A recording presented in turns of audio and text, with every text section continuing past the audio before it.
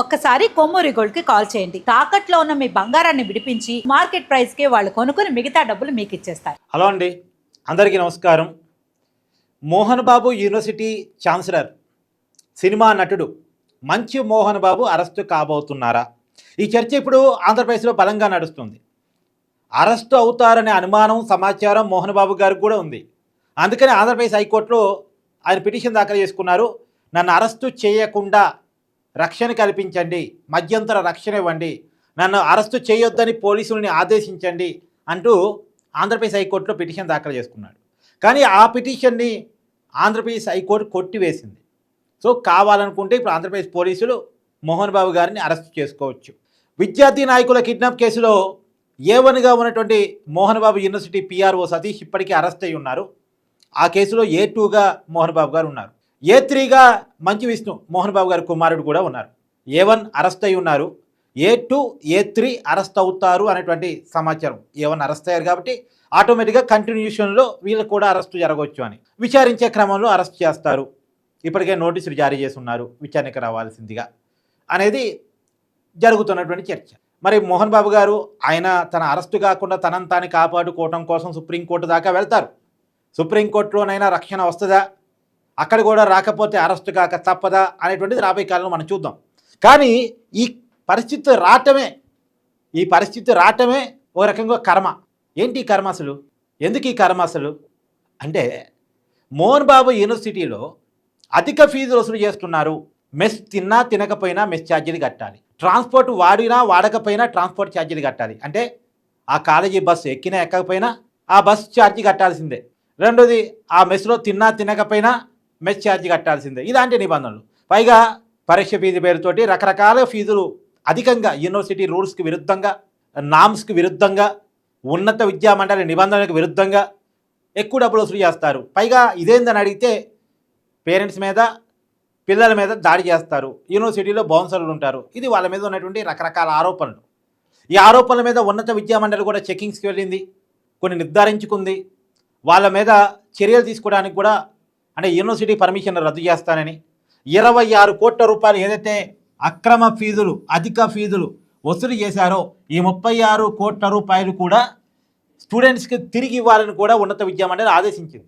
పైగా ఈ మోహన్ బాబు యూనివర్సిటీని వేరే యూనివర్సిటీకి అనుబంధం చేస్తాం, దీని యూనివర్సిటీ గుర్తింపును రద్దు చేస్తామని కూడా చెప్పింది.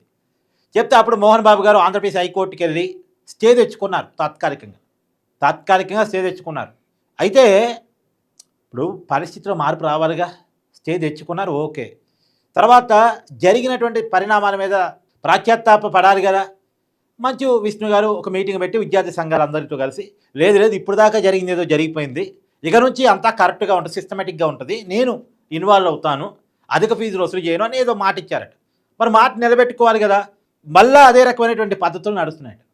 దాని మీద SFI నాయకులు మోహన్ బాబు యూనివర్సిటీలో జరుగుతున్నటువంటి అనేక విషయాల మీద కలెక్టర్ గారి కంప్లైంట్ చేయాలని వెళుతుండగా జిల్లా కలెక్టరేట్కి సమీపంలో విద్యార్థి నాయకులు, SFI నాయకులు కిడ్నాప్ చేశారట. చేసి చంద్రబాబు నాయుడు గారి సొంతూరు నారావారిపల్లె అవతల తీసుకెళ్ళి అక్కడ మోహన్ బాబు గారి గెస్ట్ హౌస్ ఏదో ఉంటుందంటే అక్కడ బంధించారట. తర్వాత మళ్ళీ అక్కడ నుంచి వేరే చోట తీసుకెళ్లారట. ఇది మొత్తంగా ఒక టైంలో అయితే అసలు విద్యార్థి నాయకుడిని చంపేస్తారు అని కూడా వాళ్ళు భయపడ్డారట. విద్యార్థి నాయకులు మమ్మల్ని చంపేస్తారు అని చెప్పి కూడా అనుకున్నారట. కానీ ఆ టైంలో CPM నాయకులు స్పందించడం, అక్కడ మురళి గారు స్పందించడం, కందరపు మురళి అని ఉంటారు, CIT నాయకులు, CPM పార్టీకి సంబంధించినటువంటి నాయకులు. ఆయన స్పందించి పోలీసులకు ఫోన్ చేసి, పోలీసులు చాలా సీరియస్గా తీసుకొని మొత్తానికి ట్రేస్ చేసి వాళ్ళ PRO సతీష్ యూనివర్సిటీ PROకి ఫోన్ చేసి, అక్కడ ఉన్నటువంటి అడిషనల్ SP స్వయంగా మీరు కనుక అరెస్టు కిడ్నాప్ చేసిన వాళ్ళని వదిలేయిపోతే యూనివర్సిటీ వైస్ ఛాన్సలర్ని తీసుకొచ్చి స్టేషన్లో కూర్చోబెడతామని చెప్పి గట్టిగా చెప్పడం ఫలితంగా మొత్తానికి మళ్ళా వాళ్ళ లొకేషన్ గమనించి పోలీసులు వెళ్ళి ఆ విద్యార్థి నాయకుడిని పోలీసులు అదుపులో తీసుకున్నారు. తర్వాత కిడ్నాప్ కేసులో A1గా ఉన్నటువంటి సతీష్ని అరెస్ట్ చేశారు. అయితే మోహన్ బాబు గారు చెప్తున్న వర్షన్ ఏంటంటే, ఆ కిడ్నాప్కు నాకు సంబంధం లేదు అని ఆయన చెప్తున్నారు. పోలీసులు ఏం చెప్తున్నారు అంటే, లేదు ఆ టైంలో ఈ PRO సతీష్కి మోహన్ బాబు గారికి మధ్య మెసేజ్లు నడిచాయి అని మోహన్ బాబు గారు తెలిసే జరిగింది, మోహన్ బాబు గారి కనుసనల్లోనే అంతా జరిగింది, ఇదంతా ప్లాన్ అంతా అని చెప్పేసి పోలీసులు తమ వర్షం చెప్తున్నారు. సరే, ఎవరి వర్షన్ ఏదైనా అసలు ఒక స్థాయి ఉన్నటువంటి మోహన్ బాబు గారు ఈ కిడ్నాప్ కేసులు ఎదుర్కోవాల్సి రావటం అంటే, ఆల్రెడీ హైదరాబాద్లో ఒక జర్నలిస్టుని కొట్టిన కేసులో అరెస్టు కావాల్సి ఉండే, కోర్టు నుంచి రక్షణ వచ్చింది, మోహన్ బాబు గారికి అరెస్ట్ కాలే. ప్రత్యర్థపు ఉండాలిగా. పొద్దున్న లేస్తే క్రమశిక్షణ గురించి పాఠాలు చెప్తారు మోహన్ బాబు గారు. ఆయనలో క్రమశిక్షణ ఏది? ఆయన కుటుంబంలో క్రమశిక్షణ ఏది? ఆయన కుటుంబంలో మంచి విష్ణు, మంచి మనోజు రోడ్డు మీద పడి కొట్టుకోవటం, చిల్లర ఆరోపణలు చేసుకోవడం మనం గతంలో చూసాం. అది ఒకటైతే ఈ మోహన్ బాబు గారి యాటిట్యూడు ఇప్పుడు మళ్ళీ ఒకసారి చూస్తున్నాం. ఏంటిది? ఇప్పుడు ఆయనకి ఏం తక్కువ? శ్రీకాళహస్తిలో ఒక చిన్న వ్యక్తి, చిన్న కుటుంబం నుంచి ఒక స్థాయికి ఎదిగాడు. కావాల్సినంత డబ్బు వచ్చింది, కావాలంత పేరు వచ్చింది, ఒకసారి రాజ్యసభ సభ్యుడు, ఎంపీ పదవి వచ్చింది, పేరు వచ్చింది, సంపద వచ్చింది. ఇంకేం కావాలి? ఇప్పుడు ఎవరైనా దేనికోసం ప్రయత్నం చేస్తారు?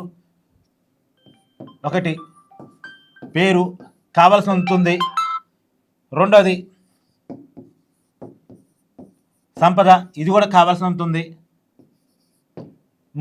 పదవి, మాజీ ఎంపీ, ఈ మూడు ఉన్నాయి. ఈ మూడు ఉన్నా కానీ ఇంకేం కావాలి మోహన్ బాబు గారికి? ఈ మూడింటి కోసం ఎవరైనా అడ్డదాలు దొక్కుతారు, కానీ ఈ మూడు మోహన్ బాబు గారికి వచ్చినాయి. కొన్ని దశాబ్దాలుగా హీరోగా, విలన్గా, నటుడుగా, క్యారెక్టర్ ఆర్టిస్టు అన్ని పాత్రల్లో నటించి మెప్పించి కలెక్షన్ కింగ్గా పేరుగాంచి బ్రిటన్ డబ్బు వచ్చింది. ఆయన విద్యా సంస్థలు పెట్టే కొత్తలో నేను సర్వీస్ కోసం పెడుతున్నా, డబ్బుల కోసం కాదన్నాడు. మరి సర్వీస్ కోసం అయితే ఏంది ఈ గొడవ? ఏంటి అసలు? ఈ ఆరోపణలు ఏంది అసలు? ఈ చిల్లర వ్యవహారాలు, చిల్లర కిడ్నాప్లు ఏంటి? ఆయన స్థాయికి తగినాయి అసలు? అరెస్ట్ అయ్యారంటే ఎంత పరువు తక్కువ మోహన్ బాబు గారి స్థాయికి? సో ఏదేమైనా మోహన్ బాబు గారి యాటిట్యూడు, ఈ కిడ్నాప్, ఆయన జీవితం, ఆ యూనివర్సిటీ మీద వస్తున్న ఆరోపణలు, వీటన్నిటి మీద మీ అభిప్రాయం కూడా తెలియజేసే ప్రయత్నం చేయండి ఒకసారి. ప్రజలు ఇన్ని ఇచ్చారు ఆయనకి, ఈ స్థాయిలో కూర్చోబెట్టారు, కానీ ఆయన స్థాయిని ఆయన కాపాడుకోలేని పరిస్థితిలో ఉన్నాడా? మీరేమనుకుంటున్నారో కూడా కామెంట్ రూపంలో తెలియజేయండి. Thank you.